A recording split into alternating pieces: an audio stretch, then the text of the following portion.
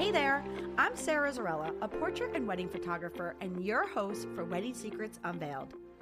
This is a podcast where we cut through the complexity of wedding planning, leaving you with everything you need to know directly from the industry experts. If you want to simplify your wedding planning while having fun, of course, you came to the right place. Join me while I guide you through your planning, starting from your engagement to your big day when you say, I do. After photographing for over 20 years, I am sharing with you tips and tricks to cut through the excess noise. Because I believe from the moment you said yes, your planning experience should be a magical time in your life. Here you'll find episodes that are fun, stress-free, and straight to the point with a fresh, honest take on the reality of what you really need to know about planning your perfect day.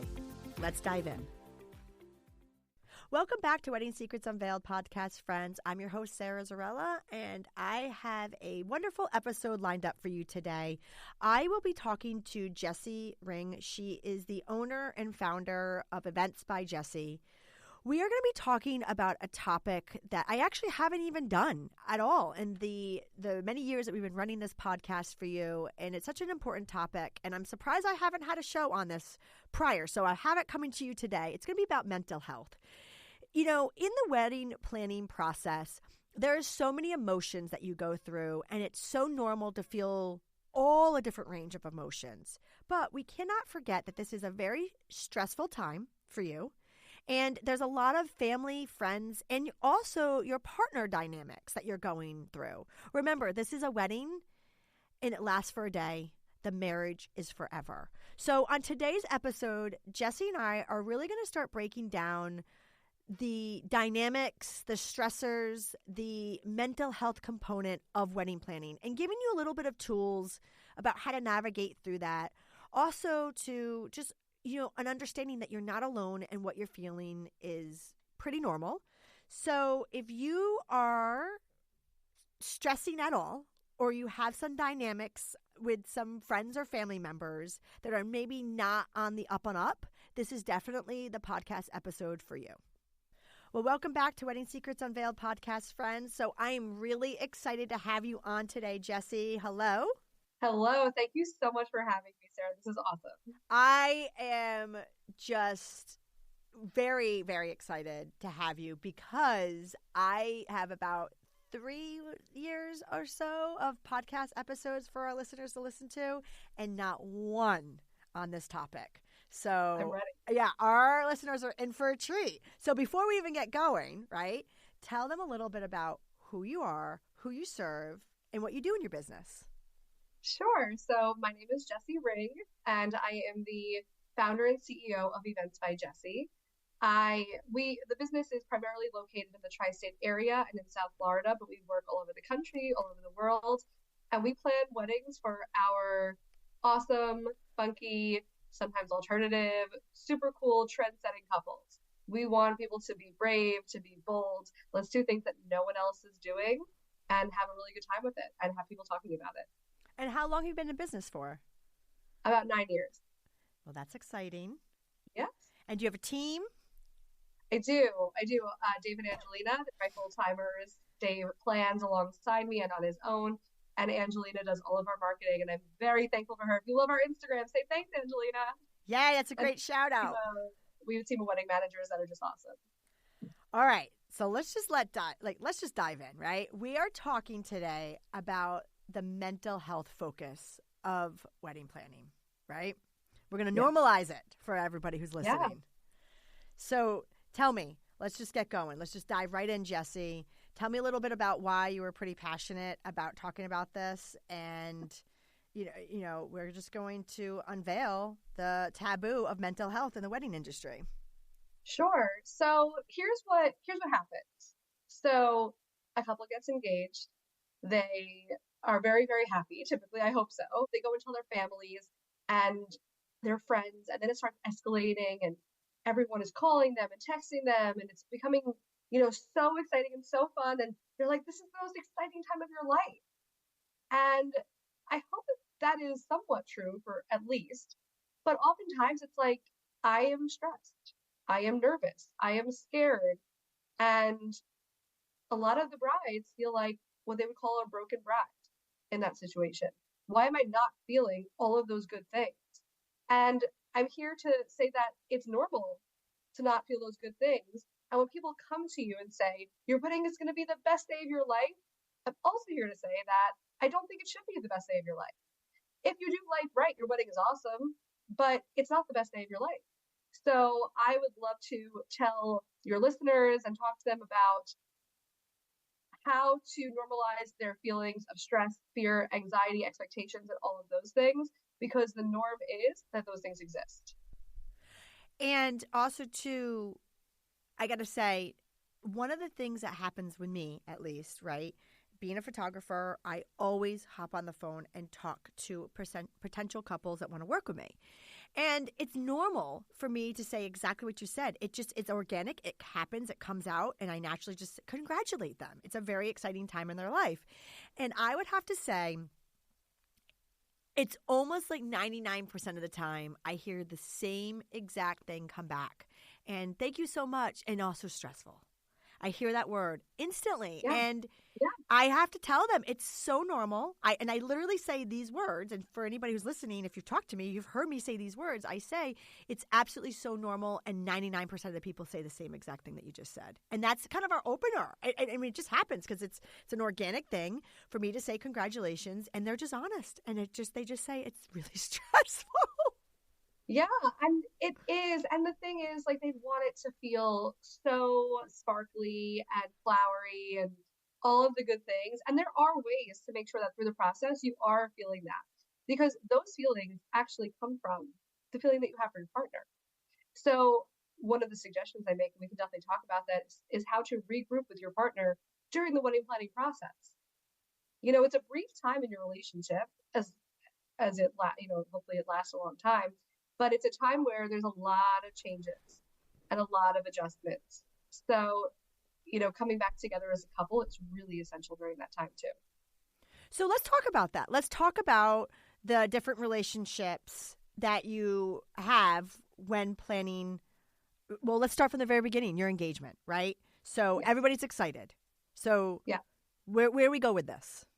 Sure, everyone's excited. So mom is so excited, and mom has visions in her head of what she had or didn't get to have, or what she's seen. Oh my gosh, I was just watching this talk show and they're talking about this. This sounds so good. Let's do it. I made some phone calls for you. And it's like, oh my gosh, I don't even know what I want. So if we're talking about relationships during this time, the number one thing that you should be doing is sitting down with your partner and asking a few questions. Something that we actually have on the back of our we don't have business cards, we have business postcards. So on the back of that, we have 5 questions that you and your fiance should talk about when you start wedding planning. Number 1 is, what does a wedding mean to you? There's so many kinds of weddings. There's so many different ways to do this. Number 2 is, what does marriage mean to you? Are we really reflecting what marriage means into this wedding? Because the wedding is a moment in your history. The marriage is a lot longer. So making sure that you feel that you're on the same page about why you're doing this will help you to figure out how you're doing this. The next question I have is, put these things in priority order. Number of guests, geographic location, overall aesthetic and vibe. Because those 3 are really going to change the first step in your wedding planning process, which is, where is your wedding? How many people does it fit? Where is it geographically? And what does it look like? So, because that's always the first step, because you can't continue planning without a venue, because the venue gives you a date. You need to discuss those things. And then the last 2 questions are my favorite. Number 4 is, what are the things that you're most excited about? And it could be as big as the meal, and it can be as small as getting ready with my guys. And the last thing is, what are you dreading? Everyone is dreading something about this day. There is no naturally evolved person who feels comfortable saying vows, being in front of a camera, saying hi to a million people, getting dressed up. One of those things, at least, someone's going to be uncomfortable with. So what are you dreading about this day? And therefore, it's such an awesome opportunity to say to your partner, I got you with that. I'm going to support you and take care of you and protect you, just like I am for the rest of your life.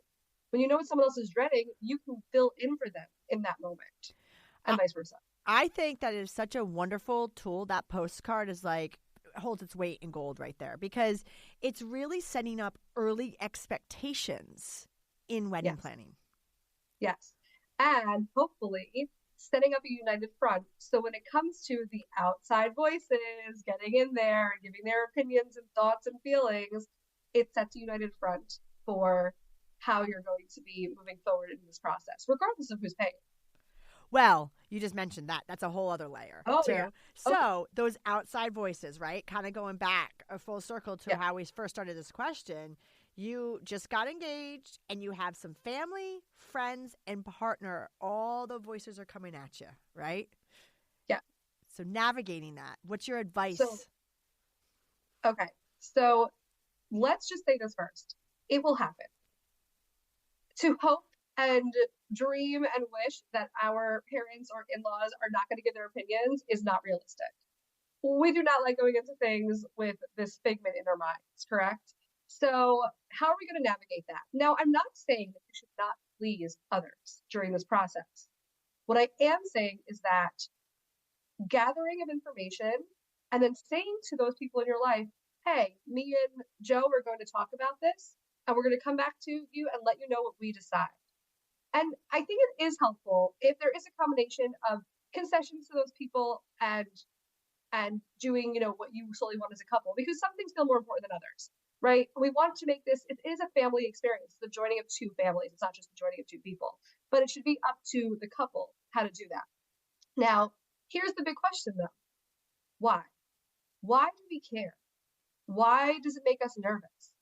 Why do we start to get a knot in our stomach? Why do we feel that it's often easier to disappoint ourselves than someone else? Will we be rejected? Is our mom going to reject us during the wedding planning process? Our mom that possibly is not a great relationship, but let's say we're working with someone who has a great relationship with their mom, someone who's been supporting them their entire life, who's been there for them, who's their confidant.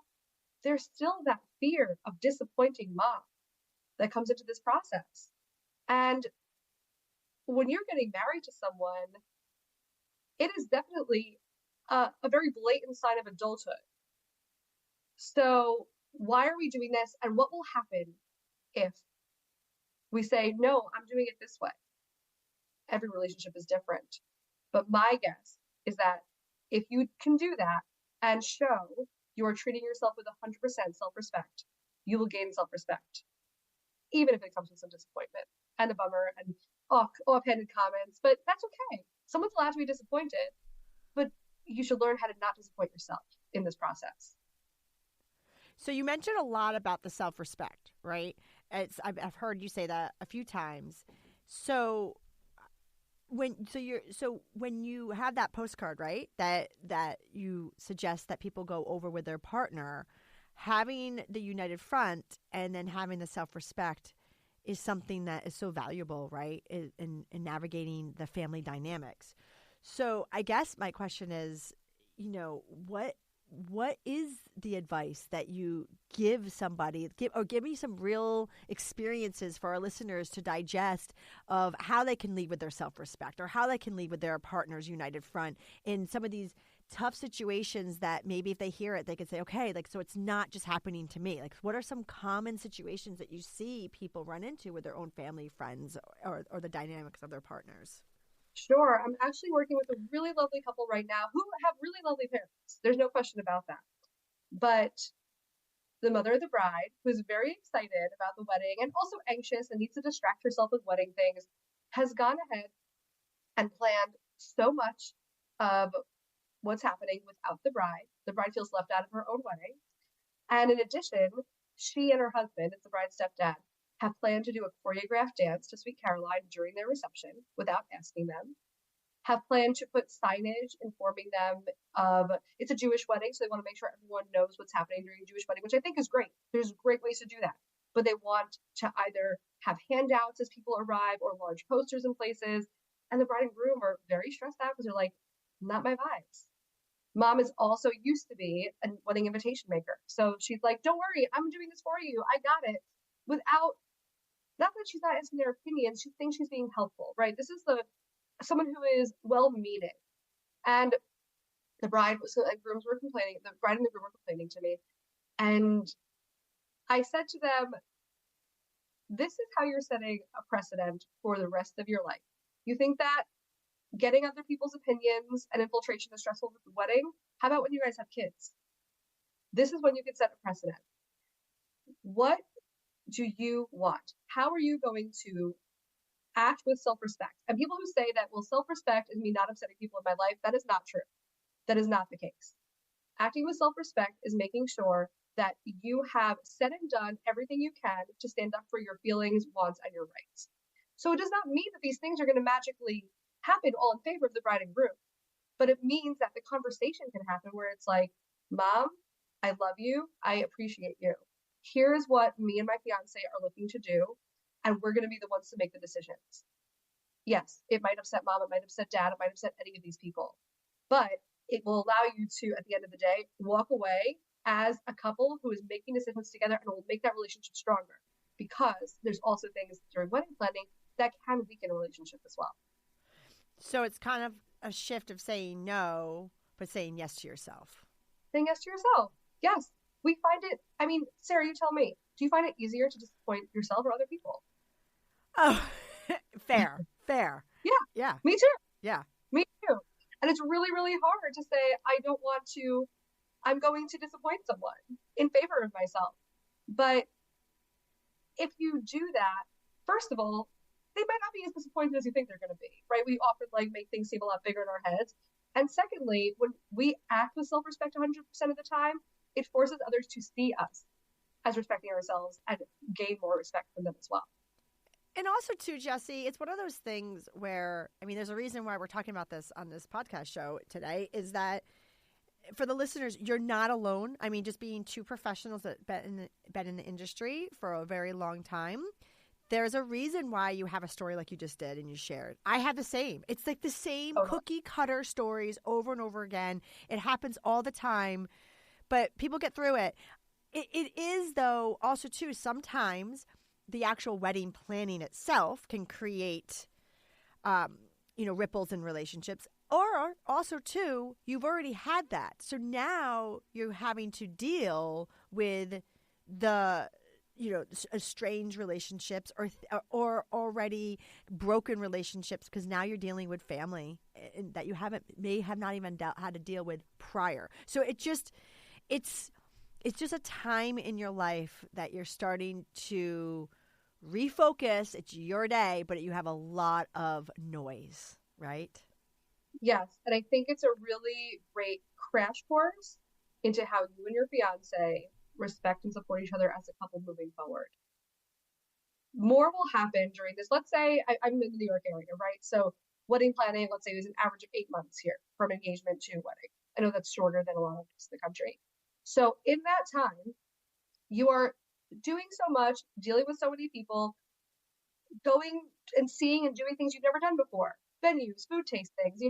A lot of my couples say to me, what do we even ask a florist, right? And I get that. For me, it's over and over and over again. But for them, they're like, I have never done this before. I don't even know what question is poignant.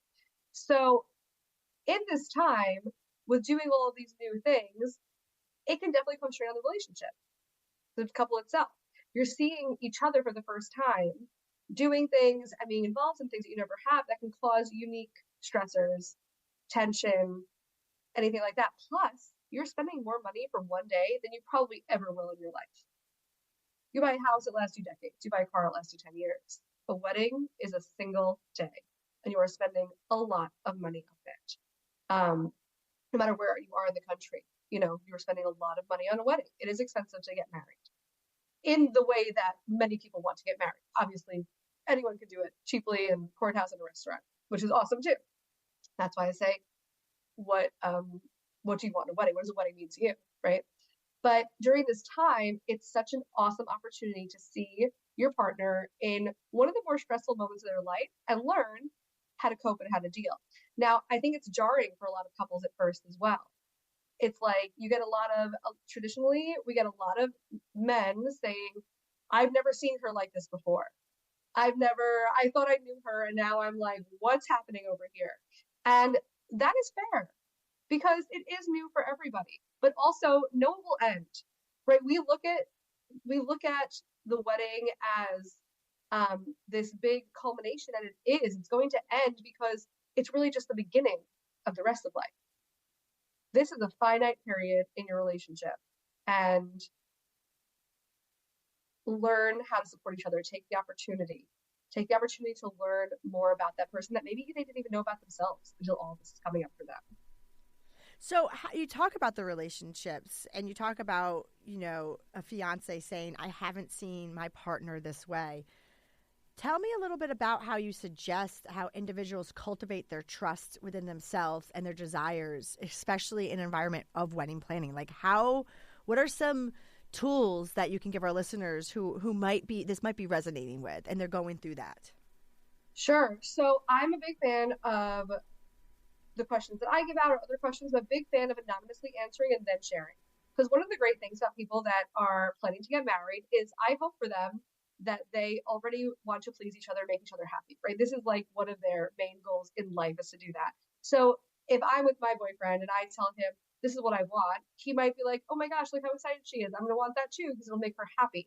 But in the end of the day, there might be feelings or thoughts later that feel like, well, that's not quite how I wanted it. And now I don't know what to say or how to do that. So I'm loving anonymous questions. Answer separately, then come together and share. I also think that the most important part of being engaged of this fiance period is to take time for the behavior that you had when you were dating. Plan dates. Don't talk about the wedding all the time. Compartmentalize this in your life. Oftentimes, one person in the couple is more gung-ho about things than others. That's okay. Not putting pressure on your partner to say, I need you to be as excited about these flower arrangements as I am. That might just not happen. So set the expectation with each other. Here's the things I'm excited about. Here's the things I'm not. And when you have them, say, okay, great. Saturday from 2 to 5, we're doing wedding planning. After 5, we're going out. We're going on a date night. I'm planning it for you. And we are not talking about the wedding at all. Set aside that time. So boundaries, basically. Boundaries, yes. And oftentimes when we're in a partnership, it's like we don't feel like we often have boundaries. What a great opportunity to do this for the rest of your life. Well, you mentioned the date night. So, and one of the first things we talked about is that card. And, your two questions were the wedding and the marriage. So you're planning the wedding, stop all the wedding talk and go on a date night. But that should resonate, in your marriage. For someone who's Absolutely. been married close to 10 years, date nights are very important. So I think that it's, for the listeners, it's interesting hearing you talk, Jessie, because sometimes people just take it for granted, but you're right. It's one of for a couple, one of their first big navigating of territory, right? You're dealing with family dynamics. You're dealing with a lot of money, a lot of stress. But you're right. Let's not forget what you were doing before you got engaged. What got you here to get engaged? Yes, absolutely. Absolutely. Well, what we're going to do, Jessie, is we're going to take a quick break. And when we come back, we talked a little bit about the advice that you have for people who are navigating in their relationships, which I love, those little nuggets you gave us, right? I want to hear what advice you have for navigating family and friends. Absolutely. Let's do it. I appreciate you being here. And hey, if you like what you're hearing, I encourage you to check out our website at sarahzarella.com. And don't forget, you can actually subscribe to this podcast wherever you're listening so you never miss an episode. And I would so appreciate if you left a fabulous review on Apple Podcast. Even better, share it with a friend. It's a great way to show your support. And now, let's get back to the episode. Well, welcome back to Wedding Secrets Unveiled. So, Jessie, before the break, you gave us a lot of information and advice about your partner, right? Talk to me a little bit about family and friends. Yeah. So, like I said earlier, you can't control if people are going to give you their opinions. Let's have the expectation that they are. I like to always set myself up for success, and I tell my clients the same things. To successfully go through this, I definitely advise that you say the good, the bad, and the ugly is going to come out from all the people that I love. Expect it. Know that it's coming. Do not let it shock you or surprise you, because then you probably will feel more prepared to say, I hear you. Here is another route I'm going to go, or maybe I'll consider it, or whatever you're going to say to them. But let's talk about when it's really affecting your decision making. I had a couple a few years ago who were real foodies, and they were doing family style meal. And when it came time to choose their two proteins, they really wanted a beef and they wanted ahi tuna. And people in their family are like, that's too strange for people. Not everyone's going to want to eat it. And the caterer myself said, if that's what you want at your wedding, have it at your wedding. there's also a ton of hors d'oeuvres and another protein and all these side dishes and dessert. If you love ahi tuna, if it's something you love as a couple, at the smallest scale of saying to friends and family, we're just going to do what we want, this is a really great example. And it also possibly gives your people an opportunity to have something they never had before. So like, the wedding, we love for it to be experiential. So even something like this can add to that as well. So that's on a small scale. We get a lot of feelings from your best friends. Here's what my dress should look like. Here's what we should do for your bachelorette party. It's going to be so much fun. Or we get, you're engaged now and I'm still single and all you're talking about is your wedding. And, what about me? What about me? What about me? So how do we deal with this? I love compartmentalizing just like with your couple. First of all, you can also say to your parents, to your siblings, to your best friends, today I want to hang out, but I don't want to talk about my wedding. I want to feel like things are normal. We often can get heated in a moment. Sarah, I know you've had a moment like this, a moment in time with your friends where it's like, it gets stressful, but it's only one moment and it's the shortest time in your friendship that you were a fiance. It's so funny you say that because we were just talking about that during our break about my situation. So for listeners, what Jesse's talking about is, so when I got married, I was already in the industry for many years. So I already saw what we're talking about and what you are going through right now for those who are listening. I've been there. I saw it. It's a common thing. You're not alone. Every single couple has experienced it on some level. So going into my day, I made 2 promises to myself. And my husband and I talked about this. Like, we're going to enjoy the moment. It goes by so fast. And whatever happens, happens. Like, we're done planning. Like, we're just going to let it go, right? And the other thing was, when I was planning my wedding, I really didn't want to, and like for the cliche term, be a bridezilla, right? I really was trying to navigate staying away from that and just realizing some things just don't matter, right? So don't make it matter. But I'm human, right? And I had a moment. And I will never forget it. It's there. It resonates. It's in the back of my brain. And I didn't love myself for it. That moment that I had, it was just human. And I'm sure if I brought it up to my friend now, she probably wouldn't. Maybe she would. Actually, I should even ask her if she remembers this. But just but she probably, it was to her, maybe it was big or maybe it was small. But to me, it was so big. And I remember we were texting, and it was about bridesmaid dresses, and I don't remember exactly what it was because it's not important what led me, but it was my response back to her. And I did a snippy response back to her via text. Like, she was out of state, and I think we were talking about dresses again. I don't remember what it was, but I just know that my comment back to her was the essence of a bridezilla. I made a comment back to her, and like, it was icky. It was ugly, right? And still to this day, I remember that moment. And like, for the listeners, you're like, okay, well, that's not that big of a deal, or maybe it really is. But to me, it was. It was a part of me that I have never showed that side to a friend of mine that means so much, right? Now, that friend is a lifelong friend. She was with me as a bestie for 10 years prior, and I've been married for 10 years.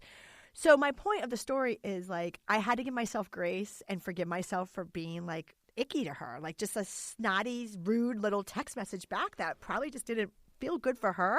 But at the same time, I showed a side of me that wasn't great. And so my point to the listeners is, it's okay. Like, it's not the end of the, people might show you sides of them. You're like, oh, that's there.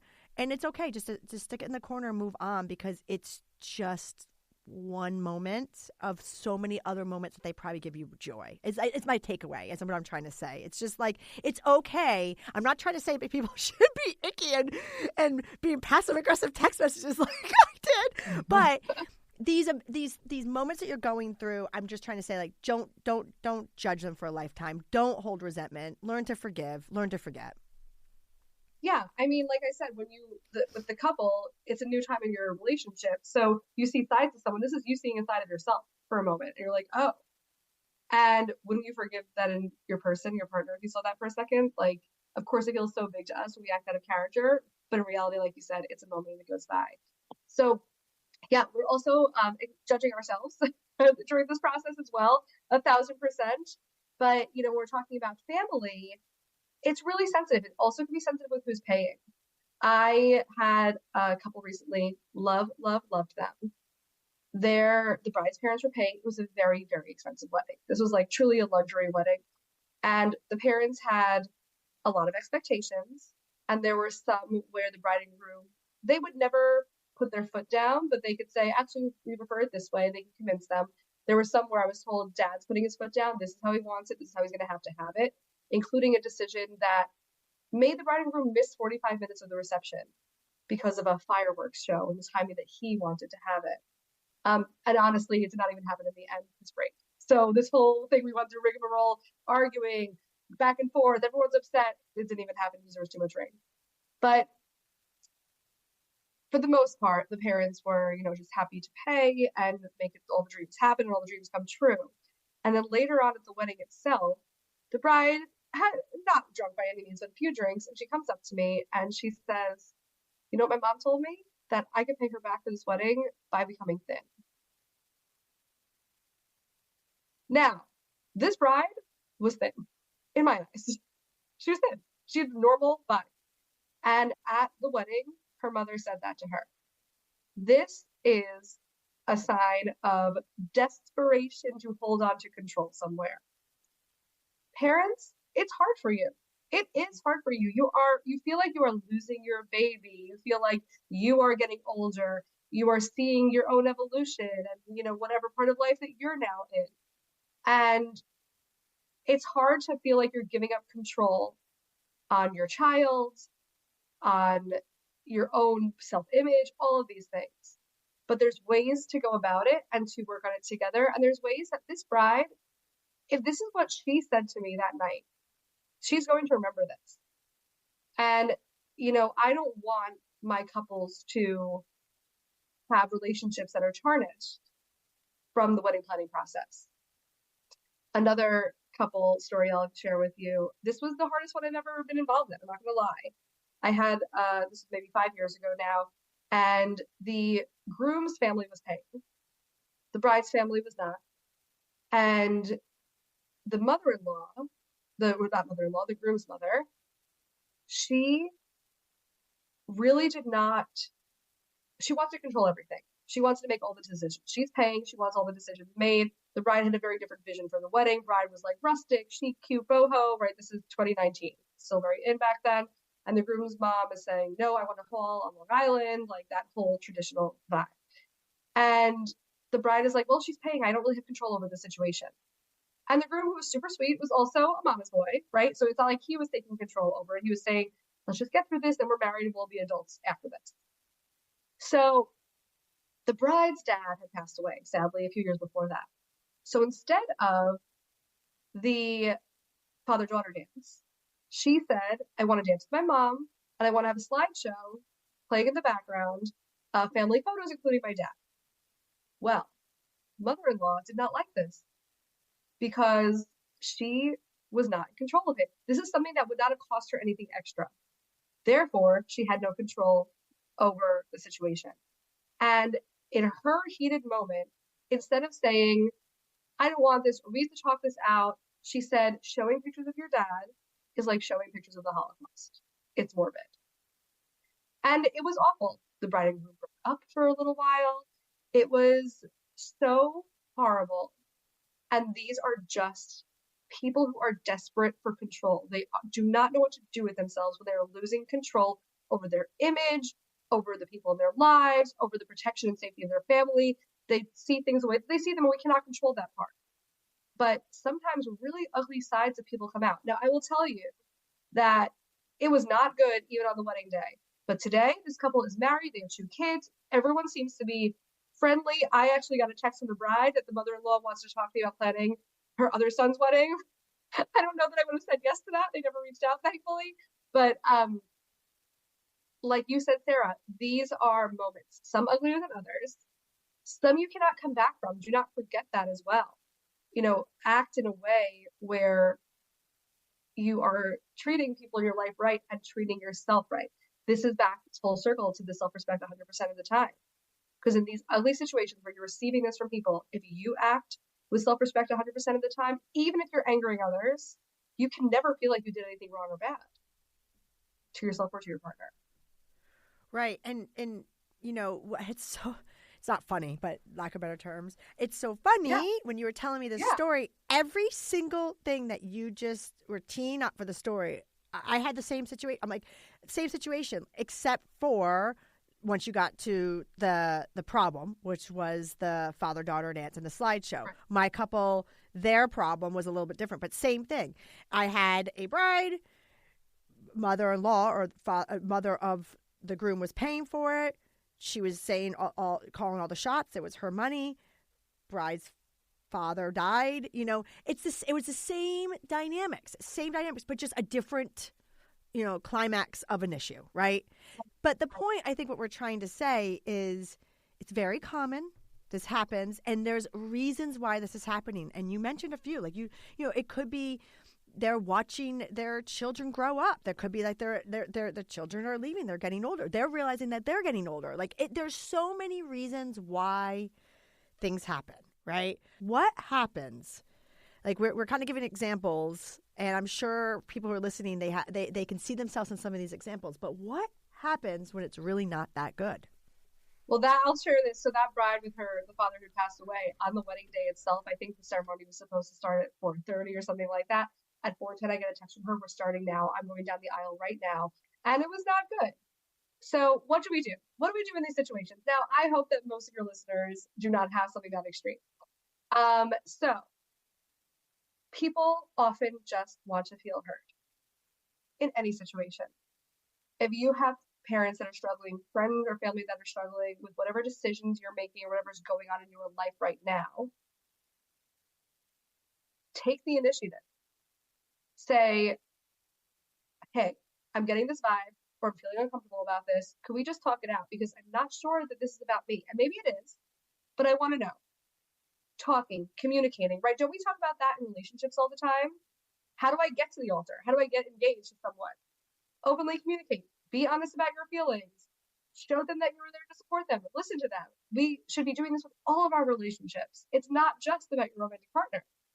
All of those best practices that you use to get to engagement, use those with your family and friends. Preempt them and say, listen, I know we're all really happy and excited. I know that this can be a hard time as well. I also know that my wedding is not the only thing going on in your life. So why don't we talk it all out in the beginning? The beginning is really crucial. Some people get scared about rocking the boat. I disagree. I think that you lay it out on the table, make it awkward, because then it can only become less awkward from there and more honest. So my best advice is be honest with your people and put it all out there. And also, too, just to kind of chime in, it's also okay to be honest with your vendors. And what I mean by that is I'm going to share two examples that come to mind. And the reason why I say that is we're here. It's a day, right? You're dealing with these dynamics in your life. These are gonna stay here before, like after the wedding, and they probably were here before. But for your vendors, like it's okay to navigate and let your vendors know certain situations. So let me give you two examples.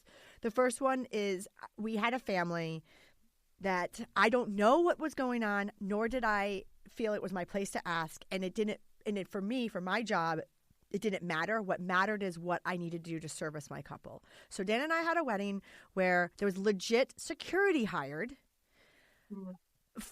for the mother of the bride's parents.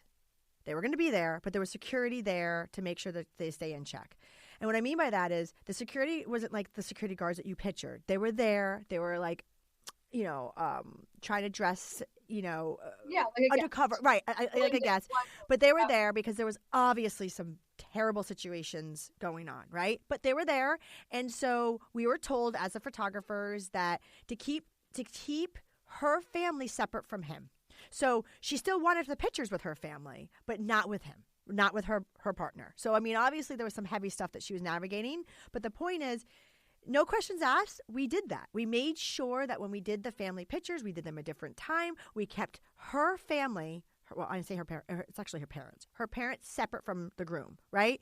So we had to help her with that. We had to help her navigate it, and it was fine. It was fine as far as where her anxiety was that day, but she probably could not have done that if she wasn't honest with us and telling us, like, you need to help the situation. Was the security guards, needed for the rest of the night? No, thank God. So whatever she was hoping, or not hoping, hoping that would not happen, did not happen. But the point is, she told the venue, she told the photographers, she told everybody just enough to let everybody know, to diffuse any situations that could have happened. So good thing she let us know this, because who knows what we would have done by bringing the dynamic together. And then therefore you need the security guards. The other situation that comes to mind that we just did is the father of the bride has a substance abuse problem. And so she had to make sure, she told me, and the reason why I thought about this is you're talking about like your bride saying, I'm texting him going down the aisle. She wasn't sure if he was going to walk her down the aisle or not, because it depends on how he was doing. She also wanted to make sure that he was busy and being preoccupied so he doesn't go to the bar, right, during the times of the first look. So again, by telling me, listen, I'm not trying to say that your photographer or your wedding planner or your, is going, it's their responsibility, but by just letting them know, all I had to do was I just had to keep him busy. So like it was easy task for me. So instead of saying what I normally would have done when family pictures are over, okay, you guys can all go and join cocktail hour. No, I kept him with us there to keep him away from drinking. And ultimately he, was able to partake in the wedding, because her fear of him getting too intoxicated didn't at least happen during the crucial points of pictures, cocktail hour, and ceremony. I don't know what happened at the end of the night. Who knows? Like, I've lost track of him. He wasn't my responsibility. But my point is, it's a team effort. So I guess what I'm trying to say is, yes, we're talking about all these dynamics that happen before or after or during wedding planning or the marriage, but also that day, it's okay to be honest with yourself and with others around you to help them mitigate any situations that you know could happen. Yeah, absolutely. Yeah, I have a lot of couples that end up telling me things like, I'm so sorry. And, we tagline my company, your wedding planning BFF, because that's a big part of it. We're there to listen to you and help you navigate it. We're not just, and not anyone, but most people can just find a good photographer, a good DJ. Like, it's not part of it. How do we feel like, I make sure my couples feel that they're being advocated for in all the parts of this. And the guests are a big part of this, and the family that's involved in either decision making or some of the events surrounding this or any parts of it. Everyone's involved. So what about, we talked a little bit about navigating the friends and the family and the partners and things, to making sure if things, don't go good, what you can do prior to help it. But what about navigating the fear of, disappointment to yourself or disappointment to others? Yeah. So, right. So a lot of the time when we make those decisions, like I've said already about, we're making them to not disappoint other people. We're worried about that more than we are disappointing ourselves. So I understand that. There's another level of disappointing yourself that I have seen. This often comes along with people who have been dreaming of their wedding for their whole life. Let's say we're talking about a woman. She's been dreaming of her wedding since she's a little girl. And that little girl is not the same person that she is now in her late 20s to mid 40s, let's say. So does she live out the little girl wedding dream, or does she develop a new dream now? I was actually bridesmaid in a wedding many years ago now with my best friend from high school.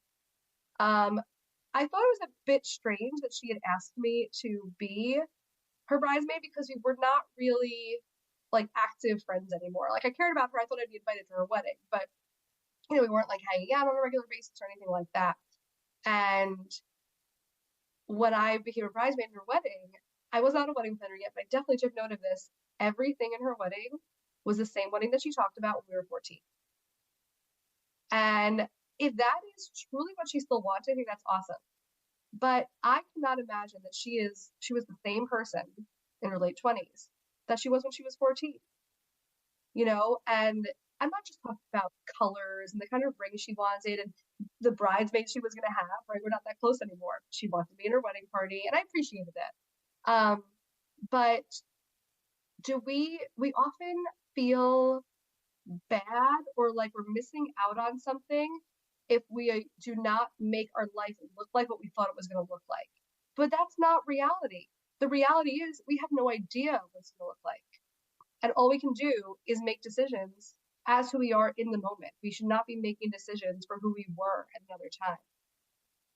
So this bride, I hope that she was happy with everything, but it was just really strange to me when I saw that. And then I realized now I have a lot of couples that say, oh, but I always wanted this. It's like, cool. Do you still want it?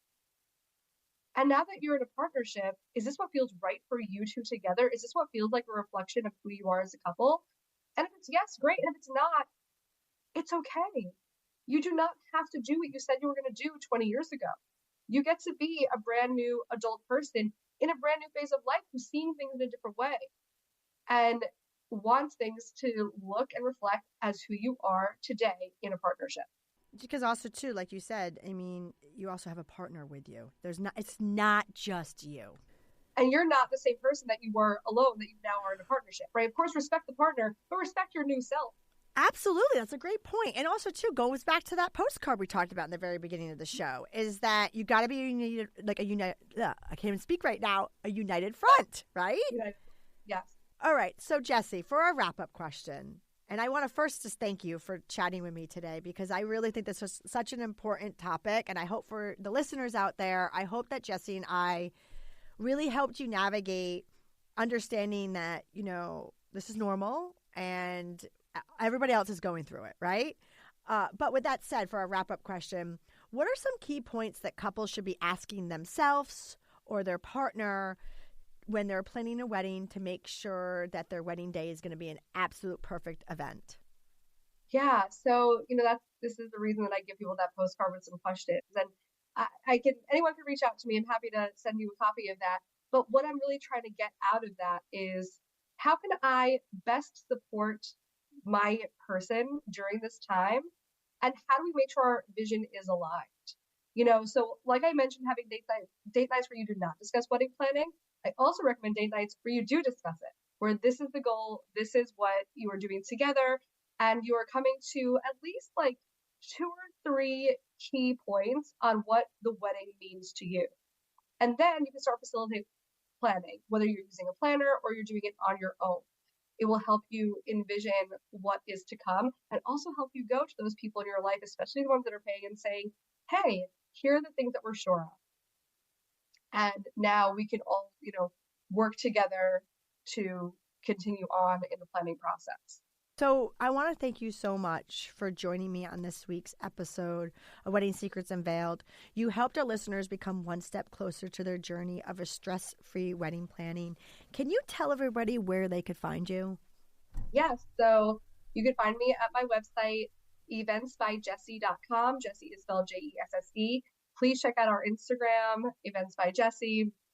Lots of great stuff in there, our own content, things we find amusing and we love, inspirational, mental health supporting little items. And also, I do have an engaged women's circle for bridal mental health. So what we do is we get on Zoom. I'll introduce everybody, but really it's for all of you to share what's going on for you and seeing that you are not alone. You are not a broken bride. You have people in your life that maybe then you want to exchange info with them and use them as a sounding board, because they're not involved in the rest of your life. They don't know the other people. It's a great opportunity to feel like you're part of a community and to normalize that community as well. But yeah, DM me on Instagram, email me through the website. I always respond. Happy to talk to anyone. Awesome. And then also, too, for our listeners, we will have Jessie's information on our episode show notes, which you can find on our blog and our website page at sarahzarella.com/podcast. So thank you, Jessie, so much. Thank you, Sarah. I appreciate it. This has been great. Thank you for listening to Wedding Secrets Unveiled. I appreciate you being here. And hey, if you enjoyed this episode, I want to tell you something. I encourage you to check out our website at sarahzarella.com. We love photographing while having fun, of course. Check out our podcast page on our website for our show notes, along with upcoming episodes with your local wedding experts. Listen in as we help you plan your epic event. And don't forget that you can actually subscribe to this podcast wherever you are listening so you never miss an episode. I would so appreciate if you left a review for us on Apple Podcasts. Even better, share it with a friend. It's a great way to show your support, and let us know what you think. If you know any wedding experts that would like to be a guest, we have a link directly on our website where they can let us know. Thank you for listening.